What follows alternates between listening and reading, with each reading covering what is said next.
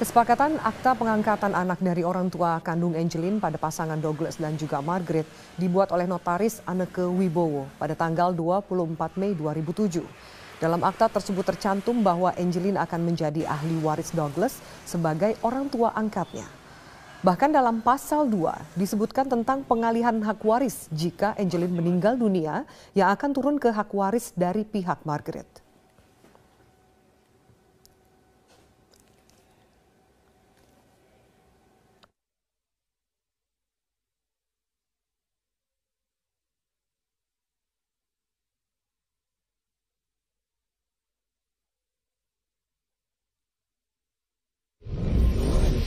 Pemirsa, satu demi satu tabir misteri pembunuhan Angelin mulai terkuak. Sejumlah dokumen dan temuan di tempat kejadian perkara mengarah adanya persekongkolan soal penghilangan nyawa Angelin. Di antaranya janji uang 2 miliar ibu angkat Angelin kepada tersangka dan juga bercak darah yang ditemukan di kamarnya.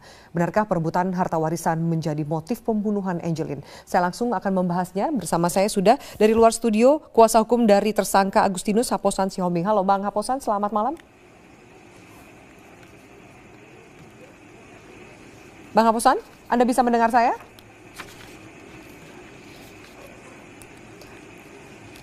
Ya, baik pemirsa, kita akan jeda sejenak. Kita akan lanjutkan wawancara dengan kuasa hukum Agustinus sesaat lagi. Tetaplah bersama kami di Prime Time News.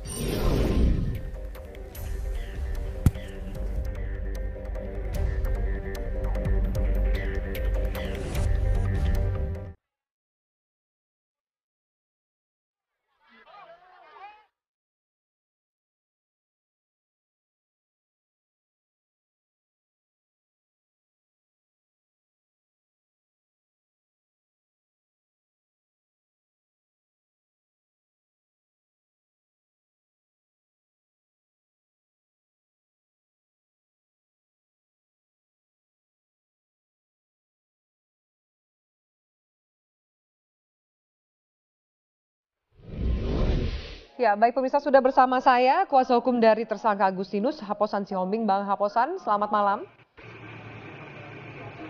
Selamat malam Mbak Afi. Baik, Bang Haposan, ini sudah mulai banyak terkuak sejumlah dokumen dan juga kemudian ada titik terang. Salah satunya juga ada pengakuan dari klien Anda. Dijanjikan klien Anda 2 miliar rupiah oleh ibu angkat Margaret. Sejauh ini, apa yang Anda ketahui pengakuan dari klien Anda terhadap Anda soal uang 2 miliar itu? Baik Mbak Afi, tentang uang yang 2 miliar yang disampaikan oleh tersangka terhadap rekan Akbar Faisal yang menyatakan bahwa dia dijanjikan 2 miliar, tersangka menyampaikan bahwa apa yang disampaikan kepada rekan Akbar Faisal anggota Komisi 3 itu memang benar disampaikan seperti itu, tetapi pada saat dimintai keterangan dalam berita acara pemeriksaan yang ditanyakan oleh penyidik bahwa keterangan tersebut adalah keterangan bohong. Itu tidak benar bahwa dia menerima uang 2 miliar dari Ibu Margaret. Ditanyakan juga kenapa sampai berbohong, dan dijawab oleh si tersangka bahwa dia sangat benci terhadap si Ibu Margaret karena selama dia bekerja di tempat majikannya Ibu Margaret, Ibu Margaret selalu memarahi dia dianggap bekerja tidak baik. Apabila misalkan dia memberikan makanan ayam, dia dinyatakan selalu membuang-buang makanan ayam. Jadi gara-gara itulah si tersangka berbohong yang menyatakan bahwa dia benar menyampaikan itu kepada rekan Akbar Faisal dari Komisi 3. Bang Haposan, Kira-kira gitu Mbak Afi. Dengan Anda kata bahwa latar belakang statement yang dikeluarkan itu adalah bohong karena kebencian terhadap TSK-MM yang merupakan ibu angkat dari Angelin. Apa yang kemudian menjadi motif klien Anda membunuh Angelin? Jadi pada tanggal 16 Mei 2015 sekitar jam 13, tersangka menyatakan bahwa Angelin datang ke kamarnya meminta pulpen dan pensil yang dipinjam oleh si tersangka, dan pada saat itu dia langsung menutup pintu dan tiba-tiba si korban menyampaikan, mama saya menyampaikan bahwa kerjaanmu tidak becus. Berulang-ulang dia menyatakan kerjaanmu tidak becus, tiba-tiba dia marah, langsung dia mendorong korban. Saat korban terjatuh, dia berniat untuk memperkosa karena dia melakukan perlawanan dan memanggil kata-kata mama, mama. Akhirnya tersangka kalap, dia membenturkan kepala dari si korban, mencekik leher dari si korban. Setelah lemas, si korban melakukan pemerkosaan. Itu Mbak Pak Haposan, ini ada, kita tahu bahwa keterangan ya, dari klien Anda ini sering berubah-ubah dan pernyataan tersebut tidak match dengan pengakuan dari tersangka MM sendiri. Pada saat itu Anda juga menanyakan di mana posisi sang ibu angkat?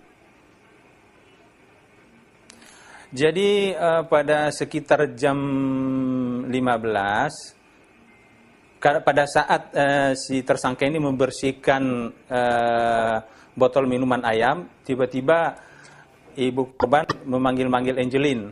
Nah, pada saat memanggil-manggil itu sekalian juga dipanggil si tersangka. Dia bilang tidak tahu, akhirnya si tersangka disuruh mencari sampai ke tetangga.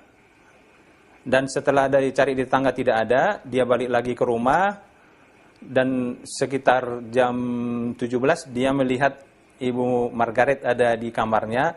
Jam 17 dia masih mengambil boneka untuk ditaruh lagi boneka tersebut di kamarnya, dan dia sekaligus membuka spray, di mana spray itu dipakai untuk membungkus korban. Itu Mbak Api. Pak Haposan, ini statement Anda terakhir di media. Benarkah Ibu Margaret pernah mengancam untuk membunuh Agus? Kata-katanya adalah, awas kamu kalau ngomong di luar, kamu atau saya yang mati. Benar itu statement dari klien Anda? Jadi kalau tidak salah pada tanggal 24 apa 25 Mei tersangka menyatakan dimarahi oleh Ibu Margaret karena pada saat itu anjing dari Ibu Margaret ribut menggonggong tidak bisa didiamkan. Ibu Margaret marah. Kenapa anjing saya yang mau kamu bunuh ya, katanya. Oh, enggak, ini ribut dia, saya lepas. Kamu saya laporkan ke polisi, kata si tersangka. Tiba-tiba dia masuk ke kamar. Pada saat masuk ke kamar, dia pikir mau ngambil handphone untuk menghubungi polisi. Ternyata Ibu Margaret mengambil parang, mengancam di lehernya. Kamu sudah saya kasih makan, kasih minum, kamu diam, jangan macam-macam. Itu yang disampaikan oleh si tersangka.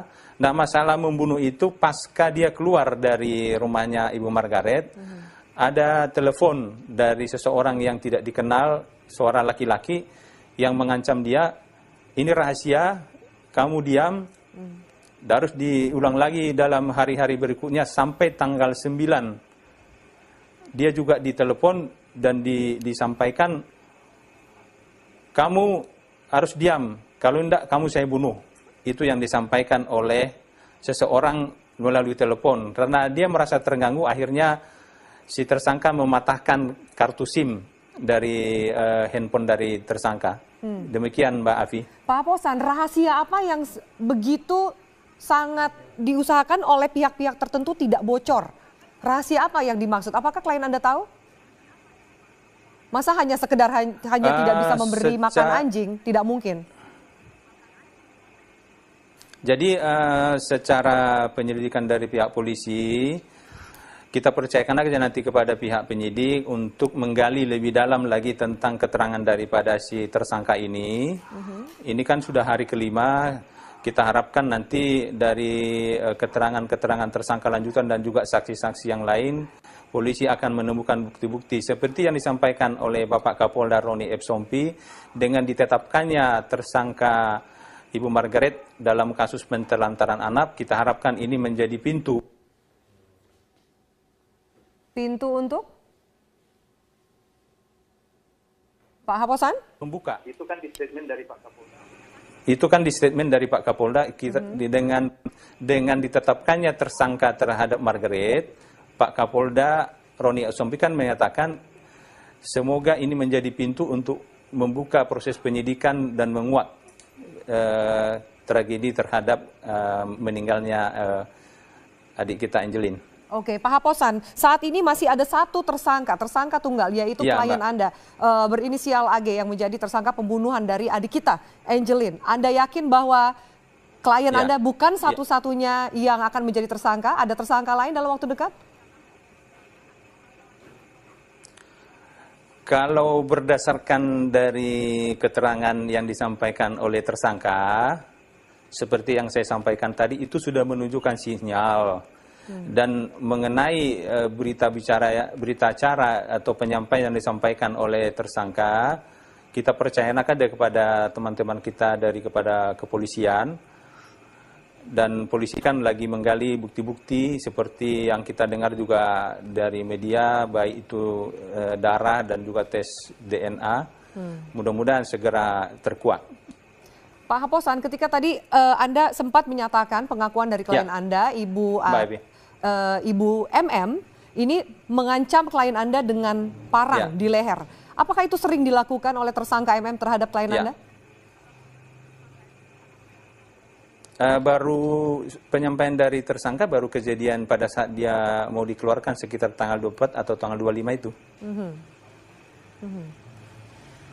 Tapi dalam kesehari-harian menurut si tersangka ini kan baru bekerja tanggal 23 April 2015. Sampai terjadinya pembunuhan tanggal 16 Mei 2015, menurut tersangka setiap hari dia dimarahin. Dibilang kerjaanmu tidak becus, kamu hanya membuang-buang makanan ayam, kamu terlambat bangun. Jadi dia selalu salah tingkah karena selalu disalahkan. Pak Haposan, ketika gitu, Mbak Api. Keterangan dari klien Anda ini selalu berubah-ubah. Di awal dia sempat mengatakan bahwa ia diminta untuk mengubur jasad Angelin. Tapi kemudian berubah, ia menjadi pelaku dari pembunuhan ini. Lalu apa yang bisa menjadi pegangan bahwa ada keterangan yang benar, ada keterangan yang bohong? Seperti contoh Anda katakan soal 2 miliar itu adalah keterangan yang bohong. Nanti kita percayakan aja kepada penyidik kepolisian, tentu nantinya kan akan ada konfrontir. Nah, kalau masalah disuruh mengubur, itu tidak ada disampaikan di dalam berita acara, tetapi seminggu sebelum kejadian, memang si tersangka disuruh mengambil tanah untuk menutupi tai ayam yang ada di lantai. Dan ditunjukkan tanah itu diambil di pojok dekat pohon pisang dekat kandang ayam. Dan sebelumnya katanya sudah ada juga lubang. Ditanya oleh si tersangka, lubang ini siapa yang buat? Ya, saya yang buat untuk pembuangan tempat sampah. Jadi pada saat penggalian lubang pengambilan tanah lagi untuk menutup tai ayam yang ada di lantai, menurut keterangan dari tersangka, Ibu Margaret ada juga pada saat itu. Pak Haposan, ketika tadi Anda juga sempat menyampaikan ketika klien Anda membenturkan kepala Angelin ke lantai, sebelumnya atau setelahnya klien Anda sempat memperkosa Angelin. Apa disampaikan alasan kenapa ia sampai tega untuk memperkosa Angelin? Secara detail tidak disampaikan, cuman dia hanya menyampaikan bahwa kurang lebih baru seminggu dia bekerja di sana, dia berusaha untuk melakukan pelecehan seksual terhadap korban di lantai 2 kediaman daripada ibu angkat. Tetapi menurut keterangan tersangka, tiba-tiba ibunya memanggil sehingga upaya pelecehan seksual itu tidak terlaksana. Terus yang kedua, seminggu sebelum kejadian, si tersangka juga katanya memanggil korban dan melakukan pelecehan seksual di kamar daripada si tersangka. Baik. Gitu, Baik. Mbak Api. Pak Haposan Siombing, terima kasih atas waktu dan keterangan Anda di Prime Time News. Kita harapkan ada titik terang bagi misteri pembunuhan Angelin di Bali. Sama-sama, Mbak Api. Baik, pemirsa, kita akan lanjutkan Prime Time News.